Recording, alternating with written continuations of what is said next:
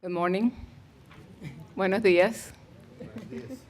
Okay, so before we start, we wanted to make sure that everybody was going to be able to understand what's going on here and that we're communicating with everyone in the room. So if there's anybody that would like a bilingual conference, if you want us to translate at least part of this in Spanish, please raise your hand. We want to honor everybody's communication needs.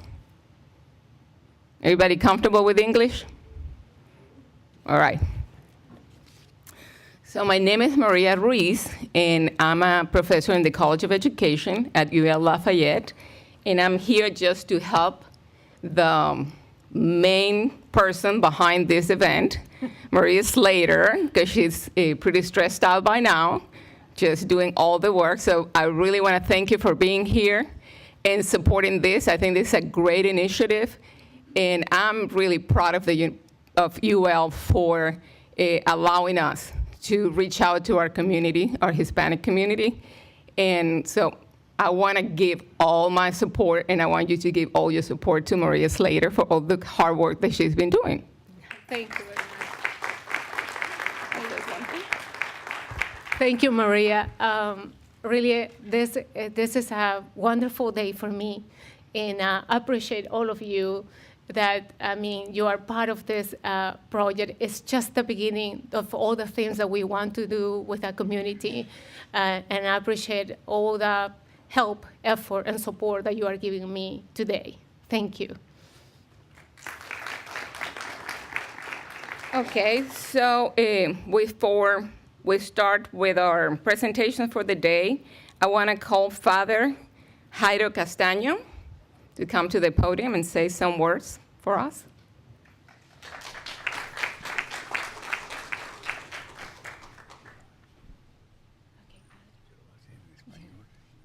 Father Jairo Castaño, he is going to do the blessings in Spanish. He's going just to in Spanish. Yes, en este.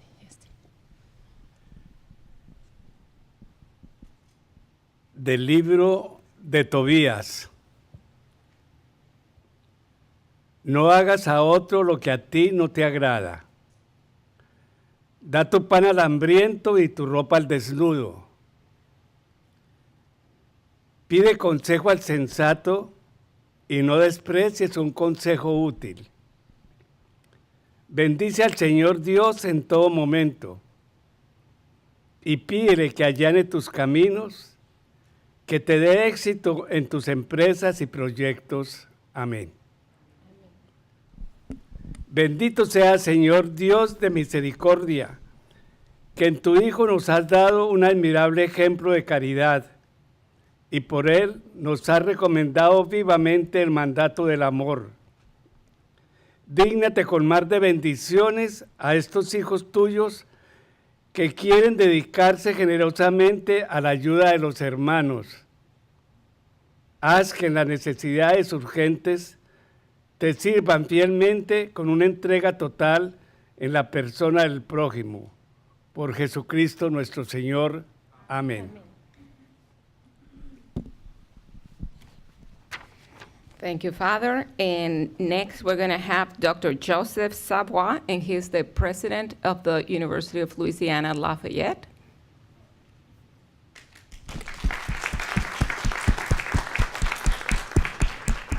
Thank you very much. I want to welcome each of you to the University Research Park and to this Light Center for this great occasion. I want to thank Ms. Slater and the faculty and staff members of the B.I. Moody College of Business Administration for putting together today's CEED conference. I want to thank also the community partners who helped with this work and for all their support. A recent article in the Chronicle of Higher Education asked if universities today are doing enough to engage their communities where they're located. It's a problem that some universities often unintentionally wall themselves off. Well, that's not the way it's done in Acadiana and at your university. Service and engagement are core of our institutional mission. That means listening and responding to the community's needs and aspirations. It also means providing a welcoming space where residents can talk with each other. Today's conference is an example of that. By connecting with the region's Hispanic community, with business, education, and healthcare leaders, we're fostering a dialogue to address the complex challenges that face a vibrant, important, and growing population. Meaningful change often begins with honest discussions, such as this one. The economic and social ties that bind us together ensure that progress within one population stimulates progress within another, and vice versa. We are dependent upon one another.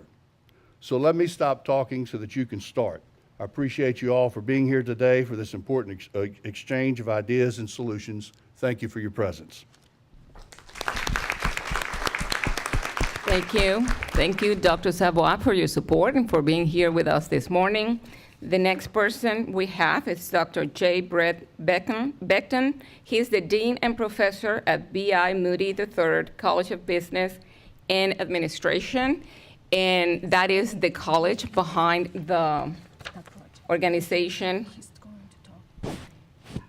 Oh, sorry, we have a change. So that's the name of the dean of the college, but we actually are gonna have Dr. Carey Heath, and he's head of the Department of Economics and Finance within the College of Business at the University of Louisiana at Lafayette, and he is I would say, Maria's supervisor? The department head. Department of head. Economics and Finance. So we also need to thank him for supporting this initiative, and we want to thank you and hear from him.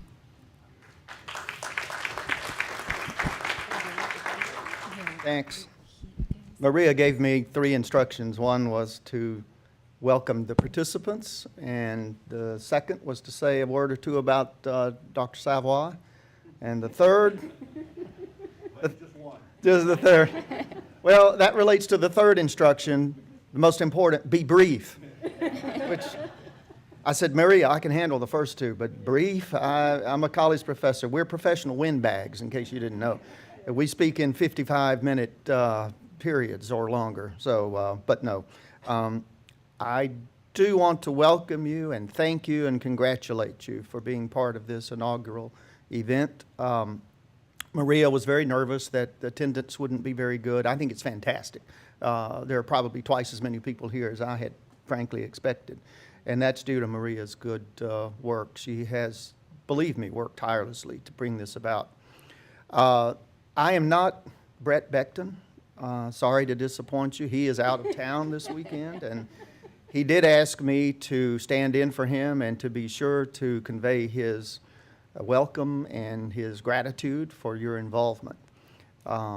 We know in the modern world of higher education, we cannot depend upon government, federal, state, and local, to provide all the resources we need to do what we are charged to do. And it takes the participation of the community. And not just your money, but your time, your involvement, your concern. And for that, we are very, very grateful, believe me. Dr. Savoy has been president since 2008, and that's more than 10 years, Mr. President. That's hard to believe. Then again, if you look at all the things that have changed in those 10 years, maybe it's not so hard to believe.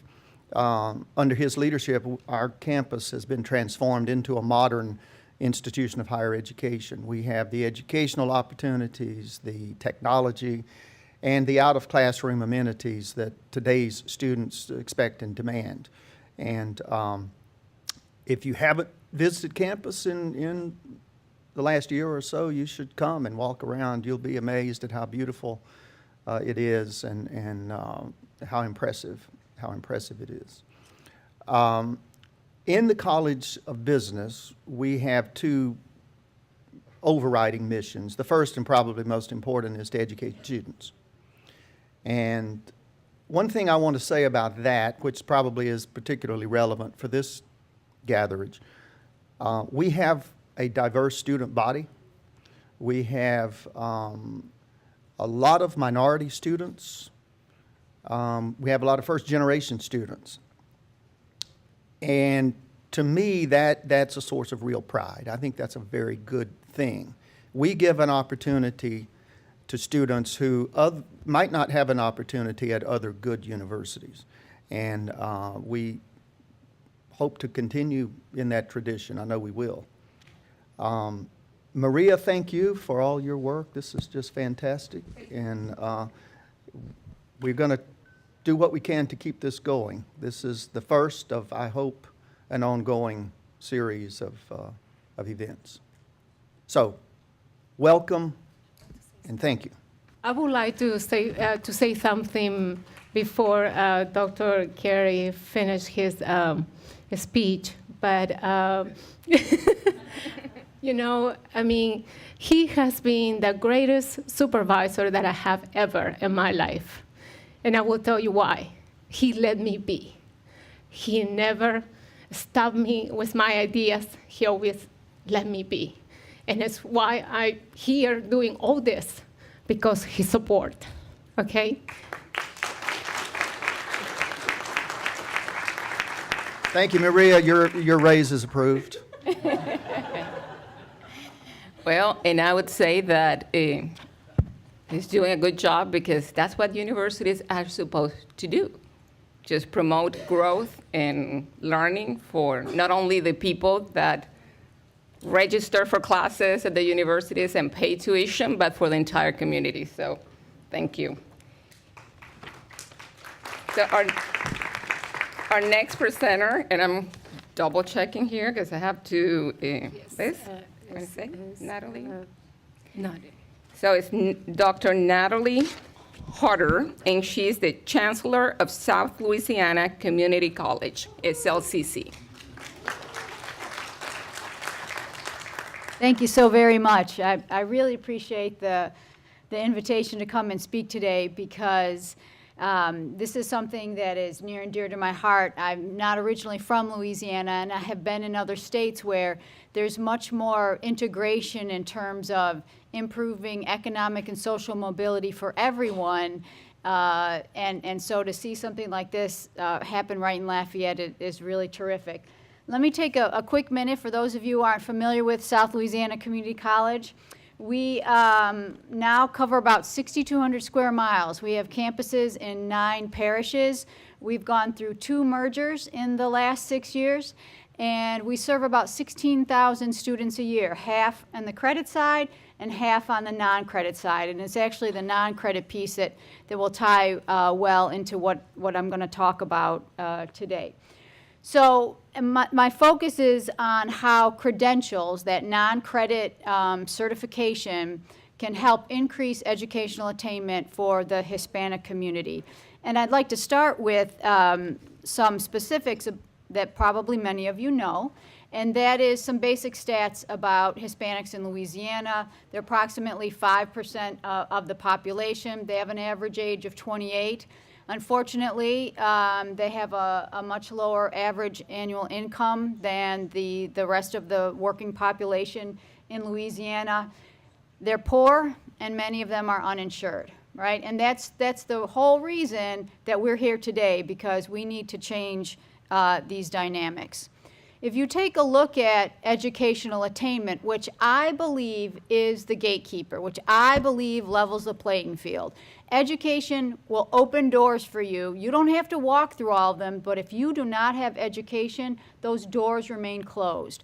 And if you take a look at the next slide, you can see that in the U.S., Hispanic educational attainment lags the general population in the United States. Again, probably not a surprise to many people in this forum today.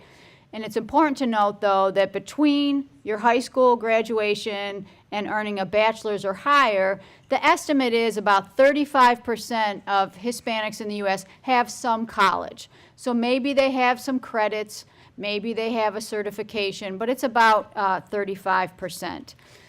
When you look at that number of bachelor's degrees Hispanic, part of that is the reason it is so low is because Hispanics in this country who are foreign-born are only about 8%. So if you were to look at U.S.-born Hispanics, it's about 22%, which makes sense if you were spend a lot of time in another country before you come here. Our higher education system is probably even more cumbersome to understand than if you were born here. If you take a look at Louisiana, The good news is that we are outperforming the country in terms of educational attainment. And I didn't put the note up here because there really isn't a good number for how many Hispanics in Louisiana have some college. It ranges from like 18% to 40%, so I know we've got to work on the data piece of it. But you can see in almost every category, Hispanics in Louisiana outperform their national counterparts. The reason that is, though, and I would ask you to take a look at the people in this room, is because women are driving those numbers up. Male Hispanics are not increasing educational attainment at the rate that Hispanic women are. And again, look at this room. The challenge here, though, is that, can we go to the next slide? Great. Is that you can see actually the subpopulation whose educational attainment is growing the fastest is women overall. So awesome Hispanic women. Yesterday was International Women's Day. Keep it up. But if we are really gonna make a difference, we've also got to raise Hispanic men in terms of increasing educational attainment if we're going to start really closing these gaps. The reason that this is important is because, we can go to the next slide, is because high school graduation is no longer the bar, right? It is the floor. It is the minimum you need to do to have a productive life, to have a good paying job, to have the freedoms that many others in this country enjoy. And so, and you can tell that, not just sort of anecdotally, but if you look at all of the jobs that have been created since 2010, about 11.6 million jobs, 11.5 million of them needed more than a high school credential, a diploma or your high set. So we're really, really squeezed out of the economy if all you have is a high school diploma or equivalent. And gosh forbid, think about the graphs I just showed you, how many Hispanics don't even have those pieces of it, right? And that trend is only going to continue as automation grows and as quite frankly, as we continue to have a growing population in the U.S., then the fewer jobs that are there that are considered low wage or low skill, more people are going to be competing for those, right? Next slide. Oh, sorry, so that's it. So, and you can see how the automation is already happening, things that are predictable, you know, things happening in retail where there's paperwork, paralegal, stuff where, you know, artificial intelligence can go out and with some sense of security, make a proper diagnosis or put forward a proper solution.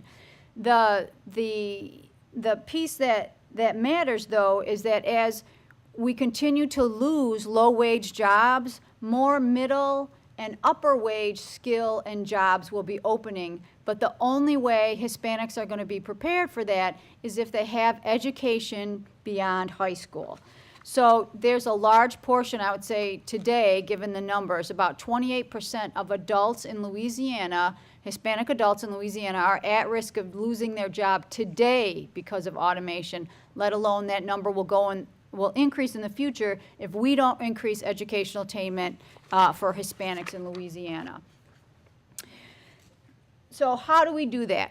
The key is demystifying and stopping the I'm not sure how to do this process related to college. And I think that happens in three ways.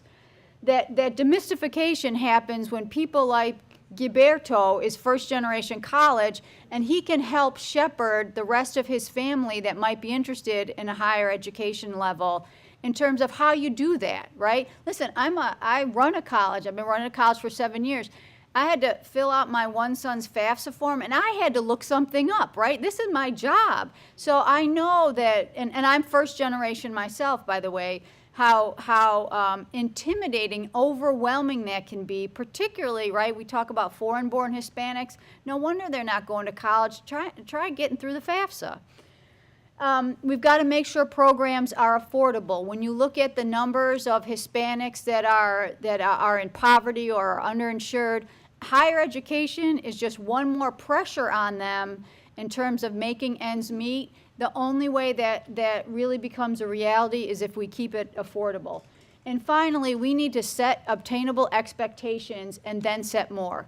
To speak with a family that has no one that has experienced education beyond high school and start talking to them about being a lawyer or a doctor, and you're going to need 12 years of education in college, and you're going to have to take these certification tests, and you're going to have to take these entrance exams. It becomes overwhelming. So how do we break it down so that we have successes that lead to additional educational attainment? And that's where I want to focus the last of my comments, because I believe credentials can do that. So what is a credential? So in my mind, there are two key things that indicate something is a good credential. It comes from you learn something and you get a credential from a nationally recognized or accredited organization, and I've given some examples. So non-destructive testing, your credential can come from the American Institute of Non-Destructive Testing, right? But if you get a credential in non-destructive testing from Natalie Harder's non-destructive testing school, probably it's not a good credential. When you think about welding, the American Welding Society or the National Center for Construction and Engineering Research, that's great. So in IT, something like Java is a certification from Oracle, is recognized within the IT community. So it has to come from a valued, credible, reliable organization. That credential does. The other piece that's key, and this is why we build on that demystification by giving successes, is that it's short term, often less than 2 years, and quite frankly, often less than a year. And I gave some examples. Scaffolding, so SLCC has a program. It takes 120 hours to get your scaffolding certification, and you are guaranteed an interview with a job that starts at least $14 an hour. That's not years, that's not even months, that is weeks to a full-time job that provides benefits. Our CDL program, commercial truck driving, which, by the way, has the second largest number of job openings in this state after registered nursing, right? 246 hours and your starting salary is $46,000 a year. It's a credential. It's not a degree. It's not a diploma. It is a credential. And I mentioned non-destructive testing. You can actually do non-destructive testing in 12 months. The starting salary for our graduates there is $56,000 a year. So imagine,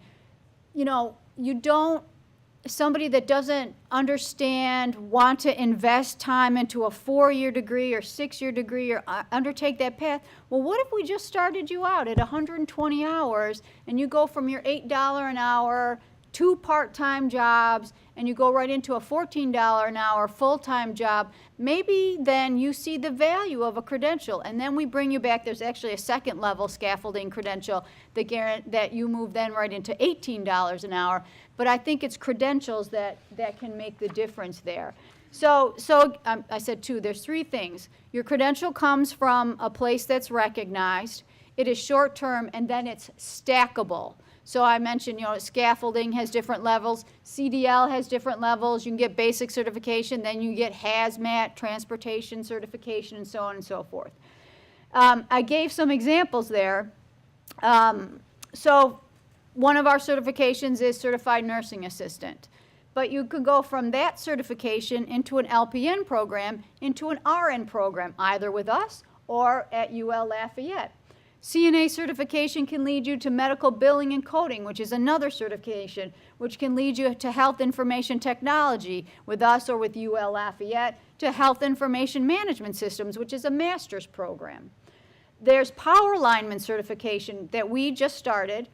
Line helper apprentice starts, they're about $33,000 a year. And then you have multiple certifications. So after about 8 years, you're at $85,000 without any degree. You just have to stack the credentials. And one of my favorites, and because Mr. SWLAHEC is sitting here, is EMT to paramedic. EMT is a certification, non-credit. I mentioned that half of our students are non-credit. EMTs start out, they get the certification, and they roll into our paramedic associate's degree program, which I'm sure Mr. SWLAHEC would probably say is in the top 5 needs of all jobs in Louisiana and beyond. There's a great demand for those folks. They're a great partner with ours. We're very fortunate. So let me just end sort of with a summary. Hispanics are undereducated when compared to the rest of the population. With a decreasing number of low-wage jobs, those unfortunate statistics about poverty and being uninsured just become worse if we don't raise educational attainment for Hispanics. How do you get people who don't have a comfort level with college to become more comfortable with higher education? You can do it through credentials. They're a way to jobs and a way to job stability, because guess what? That means you can also work while you're pursuing additional credentials, and those credentials could be other certifications, but they could very well be a degree, as you saw before. And those little chunks of success that happens when someone completes a certification program not only gives a community access to college personnel that can help them as they move along that process, but they can go back and feel that higher education really was successful for them in moving them along the socioeconomic ladder. Thank you very much for my time, and I appreciate being here today. Thank you, Dr. Harder. That was very helpful information, very interesting. So I want to remind you, in case you haven't.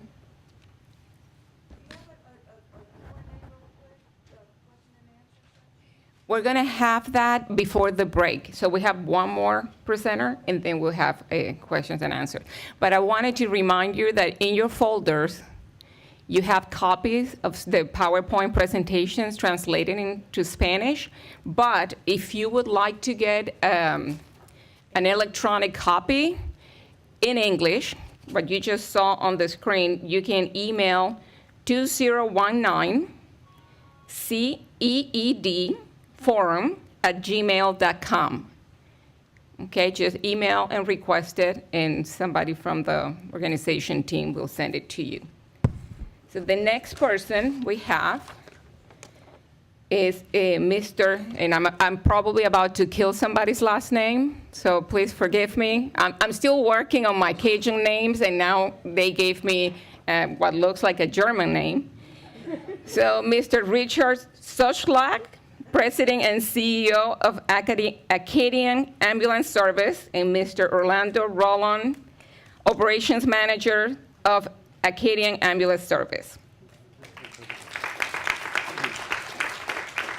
Thank you very much, and I want to thank Maria Slater for inviting me over here this morning and for putting the conference together. I have a great admiration for Dr. Harder and for Dr. Tidro Savoy. The way they work together in our community to provide higher education is very, very important. And I want to talk for a few minutes about entrepreneurship and then healthcare careers. I have over 100 applications for work in my office with people that have four-year degrees that don't know what it is they want to do. And I have 100 openings for paramedics.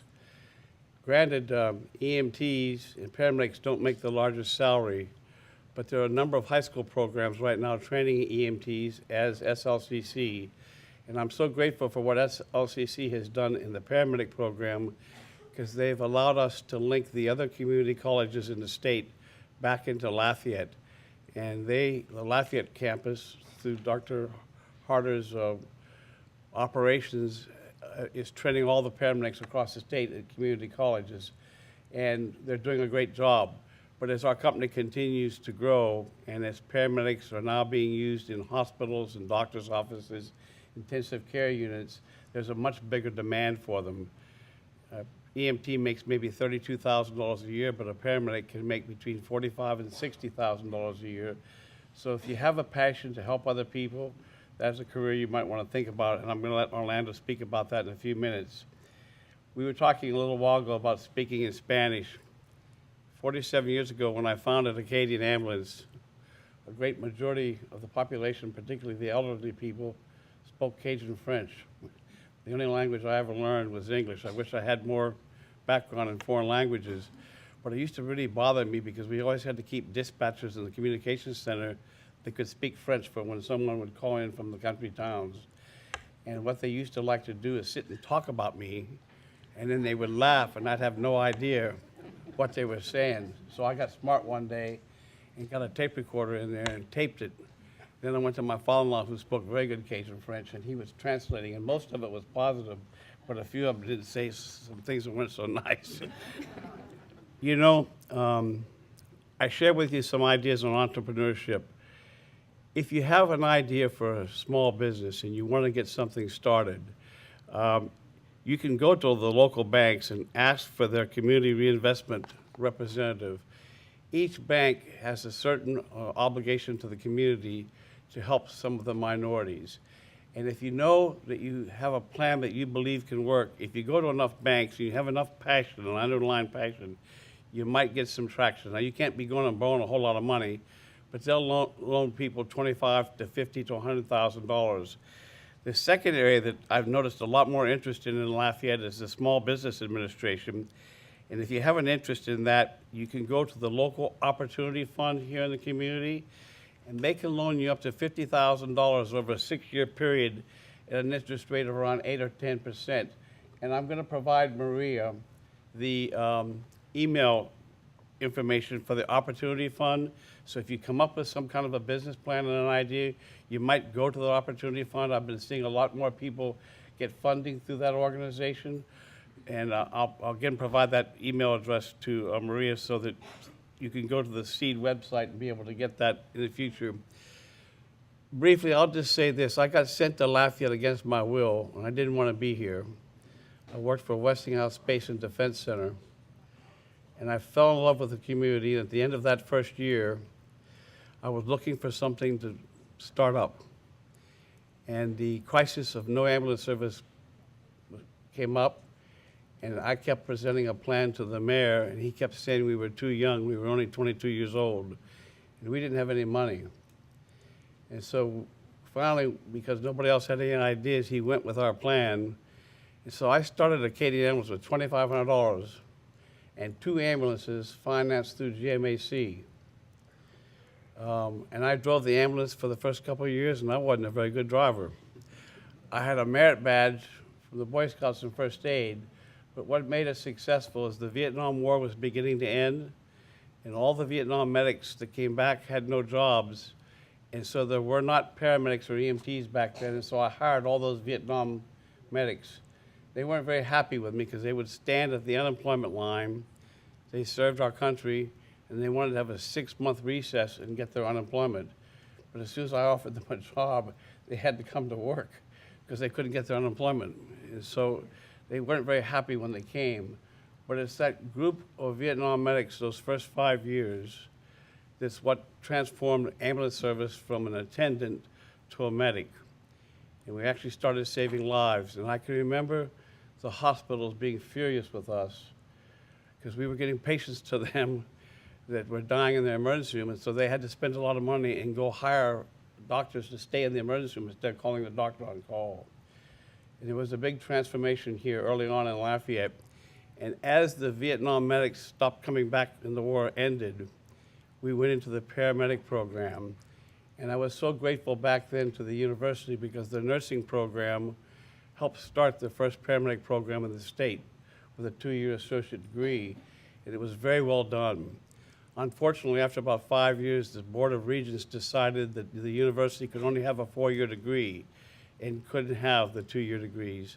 So it moved into the technical college, and it didn't get handled properly until Natalie arrived in town and took over the community college. And now it's very professional, it's very well done. It's accredited, it's one of the things that people look towards in Louisiana. We have one of the better paramedic training programs in our state. So I'll just say this about entrepreneurship. You go ask other people questions, you find something that you have a passion for. The one thing that you need to know is that you never can find a job that's 100% utopia. Every job has some things that you don't like about it, including mine. But you have to be able to find something that you're happy a good percentage of the time. Happiness with work is much more important than I used to realize.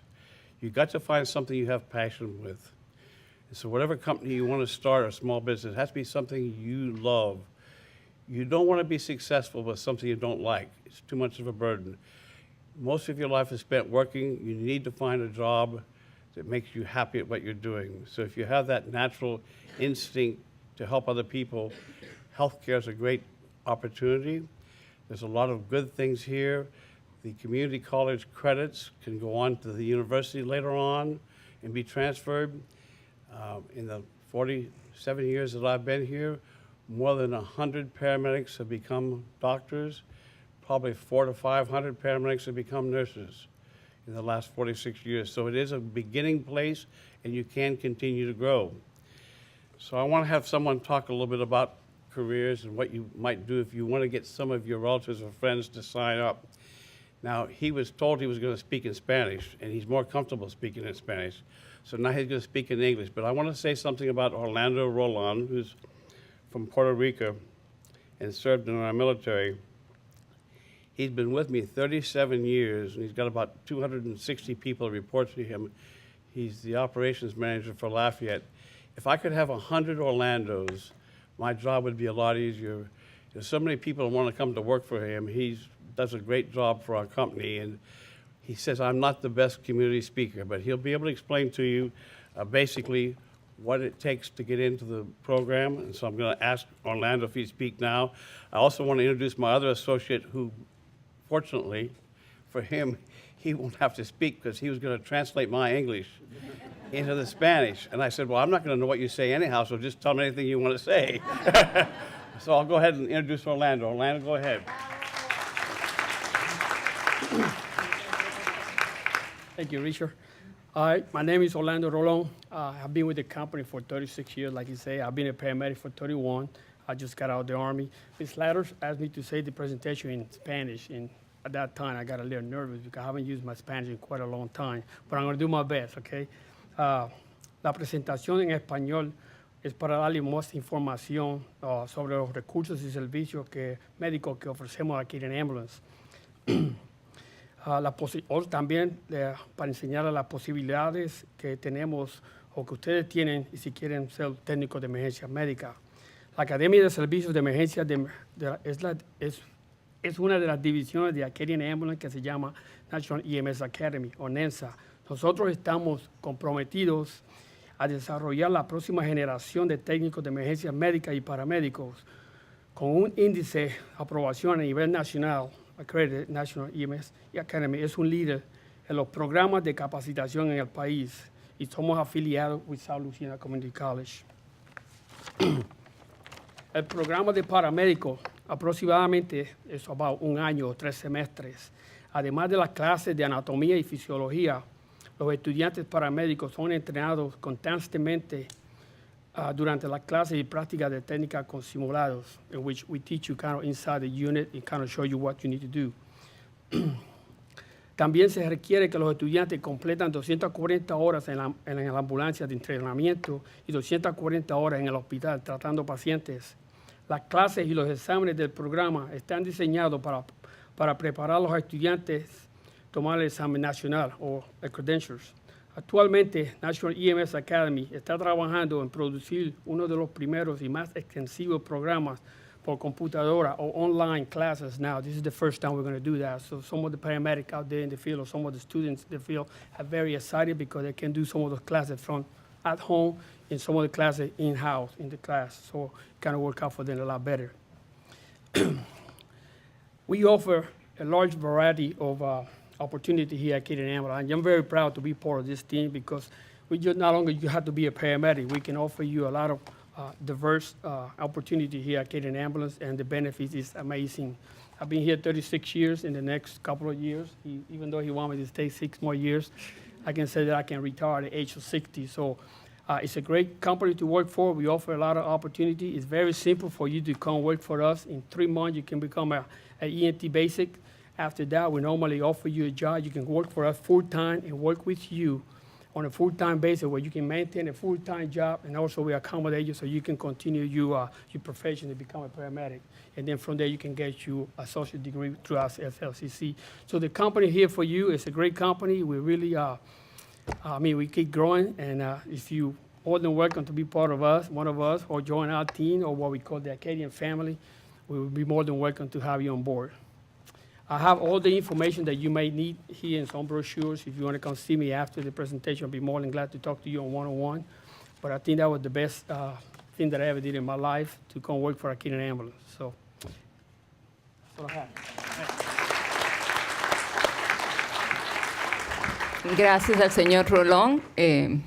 I want to say that we totally believe in bilingualism, right? And we know that bilingual individuals can contribute a lot to any community, to the growth of the community, culturally, but also to the economy. So we have the power to become an asset if we invest in ourselves and we embrace the community where we live beyond our ties to other countries. We have to embrace our community, become part of the community, and use our experiences and our background to contribute.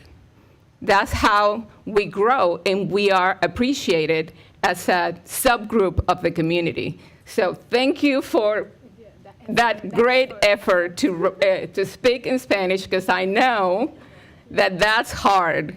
I haven't taught in Spanish for a long time, and last summer I was part of a grant where we work in immersion and we work with English learners, and I had to be in a math classroom for 3 weeks teaching in Spanish. And it was, oh my goodness, I have not taught algebra in Spanish for more than 20 years. How do I do this? So it's hard. When you don't do it every day, it's hard. So thank you so much. Our last presenter before we have the Q&A session is gonna be Lou Holland. And this person, let's see, are you here? Yes. She's the Human Resource Director at Southwest Louisiana Area Health Educational Center. Did I get that right? Yes. All right. And we have Brooke Burgess, and she's the Career and Professional Education Director at Southwest Louisiana Area Health Educational Center.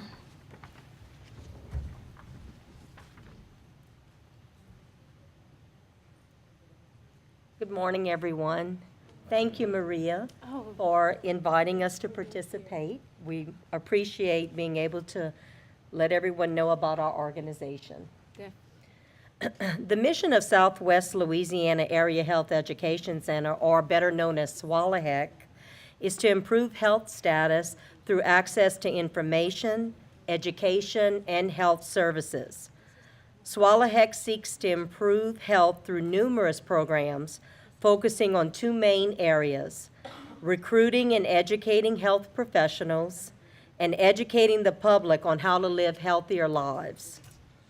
The vision of Southwest Louisiana Area Health Education Center is to be a premier community-based agency made up of diverse, knowledgeable, and accountable employees and volunteers working together to achieve a common mission by providing creative solutions to health challenges. SWLAHEC is an independent nonprofit organization and a member of the National Network of Area Health Education Centers operating in 48 states. AHECs are administered by the U.S. Health Resources and Services Administration's Bureau of Health Professions. The AHEC network was launched in 1972 by federal legislation in response to the Carnegie Report on the Workforce, which found severe shortages in health professionals existing nationwide. Since our inception in 1991, SWLAHEC has administered over $52.8 million in grants and contracts. SWLAHEC has a 28-year history of administering numerous grants and contracts to coordinate, implement, and evaluate community-based health and education programs for targeted populations. Our current services include programs on career and professional education, health interventions, preventative health, and public health support. Please visit our website at swalahec.com for more information about the programs we are currently administering. Brooke Voorhees, who is the Director of the Career and Professional Development Department, will now talk to you about her programs. Good morning. My name is Brooke Voorhees, and I'm the Director of Career and Professional Education at SWLAHEC. There's a huge shortage of health professionals in Louisiana, and it's very well documented.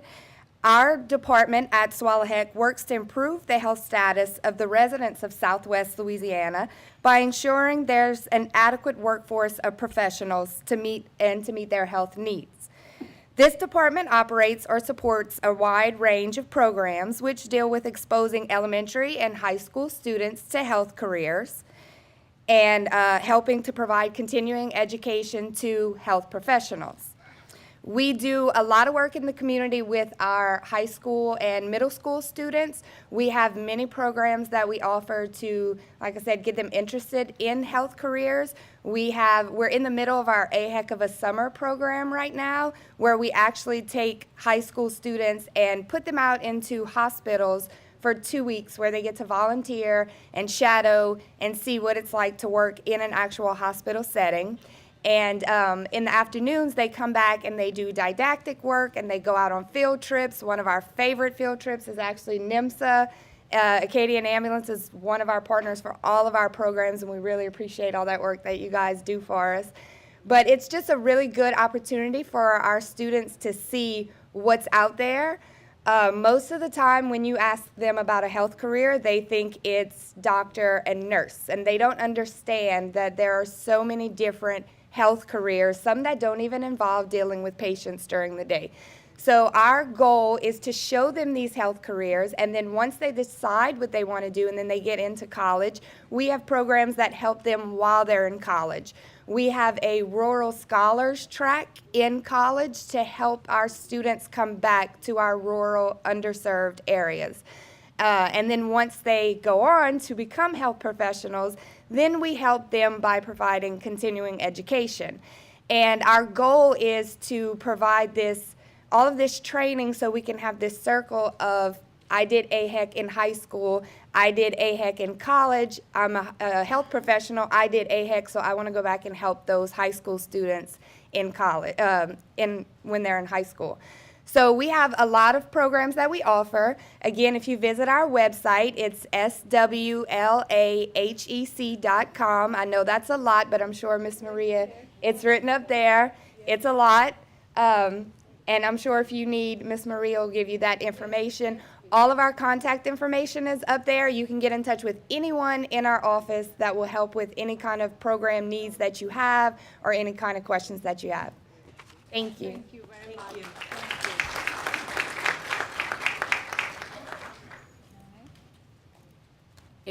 Okay, so we can take some time now for questions. You have questions for any of the presenters? This is a good time. Anyway, guys, good morning. So this is awesome information that we have that's being offered to us. And, my question is, how can you impart all this great information to the community at large? We have access to the Acadiana Open Channel, which is free and open to the public, but there's got to be some other ways that you can impart this kind of information that, that I think people will be very interested in. And you'll be able to get more recruits, I think. So I'm just wondering about that, if there's any way that you can partner with different radio stations without having to pay a fee to, just sort of like a community message kind of thing. Gabriel Carranza's talk is going to address that as well as my own. So it's a very good question. How do you build the infrastructure that can take advantage of what Dr. Harder's talked about? That is, give Hispanics the confidence and the information they need to act on those kinds of things that you've spoken about.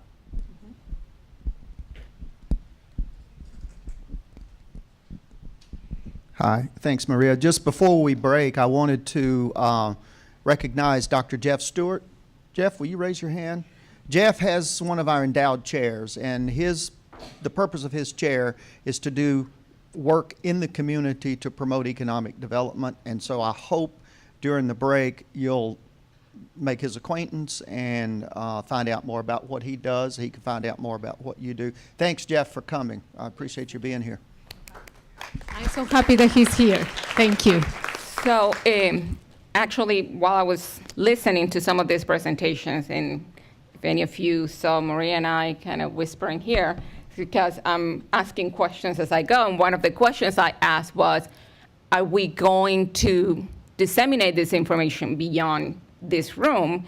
So Maria said they've been recording the presentations, and they're actually showing them live on the CEED Facebook page. So one thing that you can do, and I think this is very important, because as a community, we need to empower ourselves. And when I say ourselves, I don't mean ourselves as individuals, but ourselves as a community.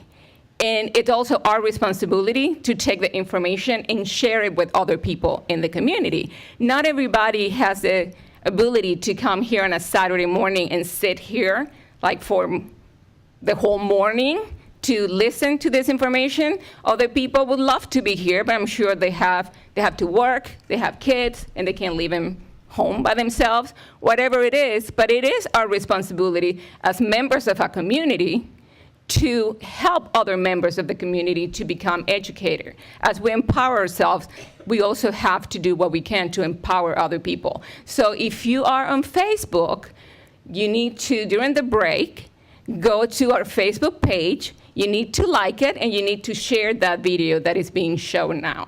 And then a couple days after this meeting, maybe try to remember, let me share it again, because not everybody was checking out Facebook on Saturday morning. Maybe they missed it when I shared it the first time. So I think that's how we start. And then all the other people with the grants and the projects can help along, but we have to start this movement ourselves. Yes, this is all about the CEED project. Like I said on the social media, this is just the beginning for the community to be integrated and participate in a way that is more effective. Because I have been doing work with the community. Thank you, Acadiana Open Channel, that opened me that opportunity to talk, to speak. And then I started seeing the needs that our community has. So it's why I'm here, and I'm pushing it so hard, because I think we have so much, power, so much to give to the community. And that's why, this CEED project is just starting. It's just the beginning of it. Yes.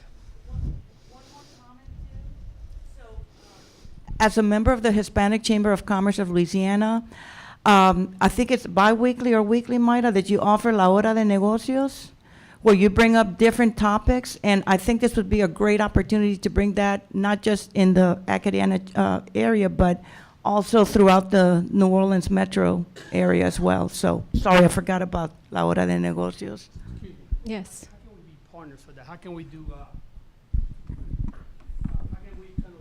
I didn't want to steal the thunder because I will be speaking in a little while, but I can relate to each one of the presentations made so far, because this is a very exciting time to be Hispanic in Louisiana. Our community is very big and growing by every day, but I agree, we're undereducated. I agree, we're not taking advantage of all the opportunities. I have a list of companies looking for bilingual employees, and I'm not able to find those bilingual employees because the community is large, but they are Spanish speakers. So in order to access those job opportunities, they need to be bilingual. And I have lots of resources out there to share with you of opportunities for small business owners, for entrepreneurs that are just thinking about an idea for a business down the line. For women-owned businesses are exploding, but we need to be trained. We need to know how to scale our businesses. So that's why the chamber is so important, and for all of us, because it takes a village. It takes the academic institutions, the business owners, the corporations, everyone to come together, to work together in order to raise the capacity of our community. So I'll be speaking more about that in a little while, but in fact, I look forward. I know Janet had already introduced me via email to Mr. SWLAHEC, and I'm looking forward to speaking to both of you in a little while. So, thank you. Buenos días a todos.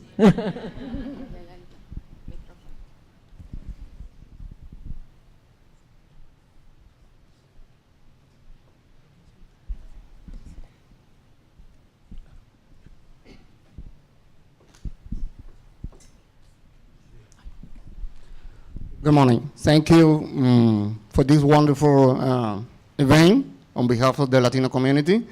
My name is Fernando Perez. I'm the director of the Proyecto Hispano. It's a no-profit organization like six in this city for about 8 years.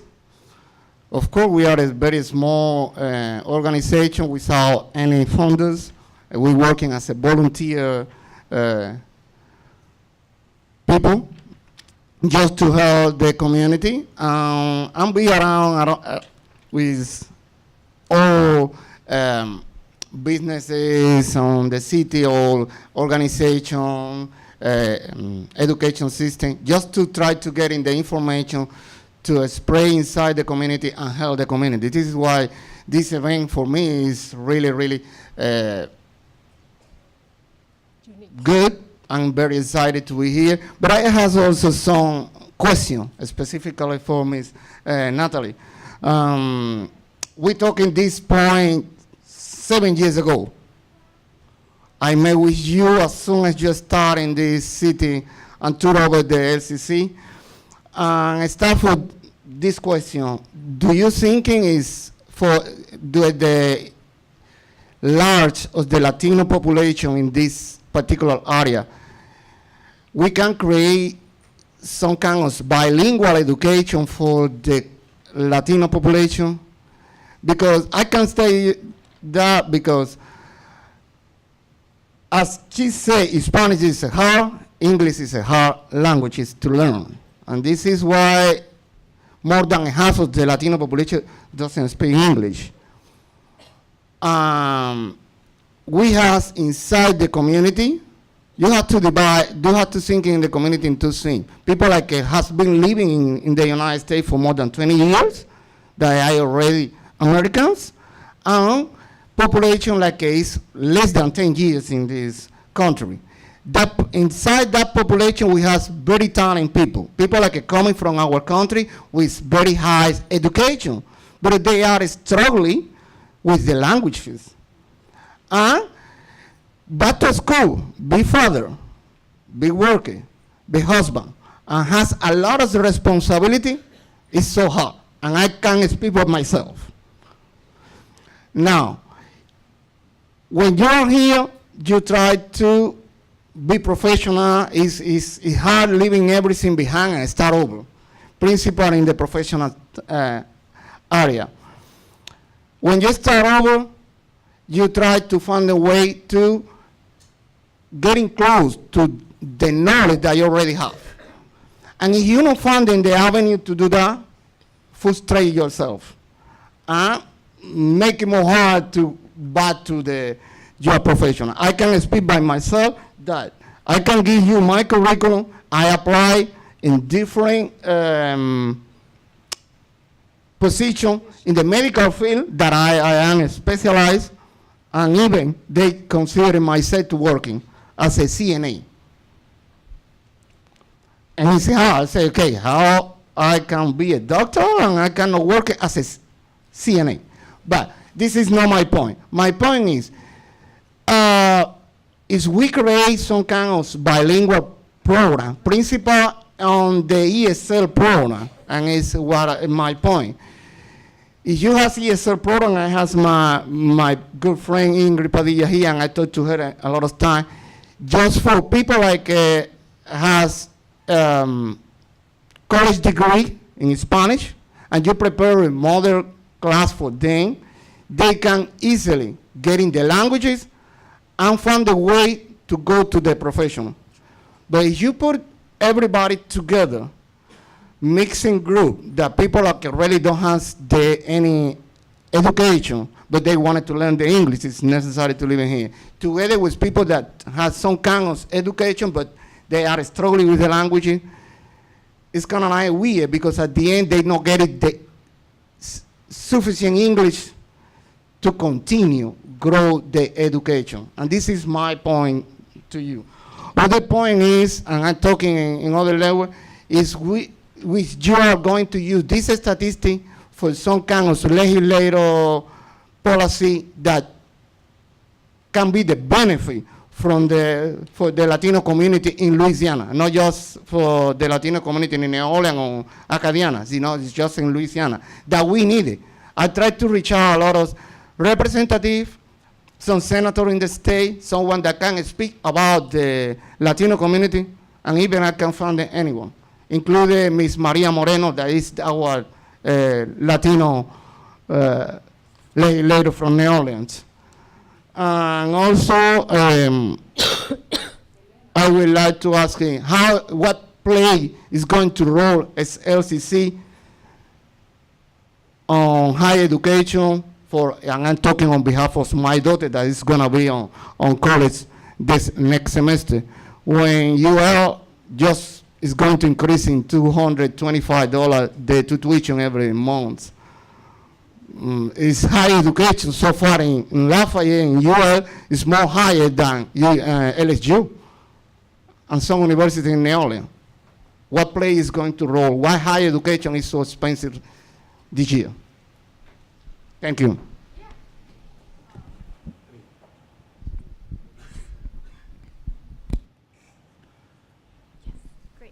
Well, thank you so much, and let me touch on a couple of points quickly. I appreciate the idea of in our ESL, or we now call them ELA in our program. For those that don't know, we do the English as a second language program within Acadiana and a number of other parishes. I bet we have not looked at how to, and this might be the wrong word, but segregate or differentiate somebody's educational experience in terms of the classwork they do in those programs. So I think that's a great question, and I think if we can have a conversation with our Director of Adult Education on that issue, it would be good. We just looked at the statistics yesterday, and the fact is that only about 13% of the folks that come to us, Hispanic-speaking folks that come to us for ELA classes, only 13% speak no English. So you're right, the majority of the population has some capability of the language, and should we think about how we differentiate that based upon education? Yes. I will tell you, and maybe Dr. Savo would agree with me or not, yes, this nation is ridiculous in how we don't acknowledge education in other countries as being comparable here. But as Mr. Zuschlag will tell you, we fight that even within this country for veterans who are trained, and somehow we can't jumpstart that. So I wish I could fix it, but as someone who advocates for that all the time for EMTs and paramedics and other healthcare sectors, it's I don't know why we can't be better. So I regret that too. The last thing that I would say to you is, so I think the good news is that higher education in Louisiana, the reason it has increased a lot from a student tuition perspective is because our state has disinvested in higher education. So I'm going to guess, but when Dr. Savoy started 10 or 11 years ago, maybe 70 or 80% of the cost of coming to ULL was covered by the state, and the rest had to be paid for by tuition. Would that be about right? Now it's the reverse. 70% or so of the cost of education is borne by the student. So it isn't as if we aren't cautious and concerned about the increasing cost of education. It's just the state has decided that higher education shouldn't be at the level of investment as other things. I think that's wrong. I think if you look at states that are prospering, they make education a priority in terms of investment. Those are conversations we need to have with our elected officials, because if we are going to move beyond, some of you may or may not know this, at the end of 2018, our state moved from 48th out of 50 to 49th out of 50 in terms of educational attainment. That is wrong, folks. I mean, I don't care what hat you wear. From a moral perspective, we're not helping people reach their full capacity. As a taxpayer, we pay more in social costs because we're not educating people. If you're in economic development, we are less likely to attract new companies and grow current companies because we're not educating our people. How have we, the citizens, allowed that to happen? So unfortunately, you are right. Students are bearing more of the cost than they ever have, but I can tell you, from my perspective, and I'm sure from Dr. Savoy's perspective, we agonize over increase in costs to our students because we don't want to price folks out of the market. We happen to also, and I could go on, be a state that, for example, in Texas, community colleges are funded by property taxes. You know, I know you're not even supposed to say the word tax in this state, right? But that's part of the reason not only are their tuition costs so low, but they can find more faculty to meet the demands of the students there. So we have a lot of work to do in this state, but I think, to me, the crisis this state has is a disinvestment in education and a lack of outcomes in various sectors of education, and that is why we are constantly saying that we don't have enough money, we spend too much on entitlements, and then we struggle from an economic development perspective. So that's a long, probably soapbox answer, but I think the tactical piece is let's have a discussion with adult basic ed and see if we can't get at that part you talked about. Thank you. All right, we're going to take a break. But before we go, I just want to add one more thing. A lot of Hispanics in this country are American citizens. And these are issues that any American citizen have to be concerned about. So again, if we're talking about empowering ourselves and being part of the community where we live, one of the things you need to do is learn about how do you approach the people who are making these decisions and just be part of the conversation, okay? So I think you ought to, I think beyond that, how do you become a person of leadership and power? Absolutely. You know, you can have all the conversations, but really you got to be in the tent to move policy. Absolutely. But we need to, we have these thoughts, we have this conversation in our group that we usually interact with. But if we really care about any issues, we need to go beyond that because nobody's going to give us the answers. We're going to have to look for the answers. So let's take a break now. And they have refreshments? Yes, we do have refreshments. We have about 10 minutes. The break. Oh, no, it's just quick. Okay, so because we are talking about credentials, estamos hablando de credenciales y sobre todo de cómo valorar tus diplomas o tus estudios. Hay una empresa, and I learned this because SLCC, and I worked there, and thank you, Karen, because she gave me the opportunity. La empresa WES.org is WES.org is the one that is going to validate your credentials here. So if you can go there through and make all this process, that will help you so much to validate your credentials. Okay? Okay. Thank you.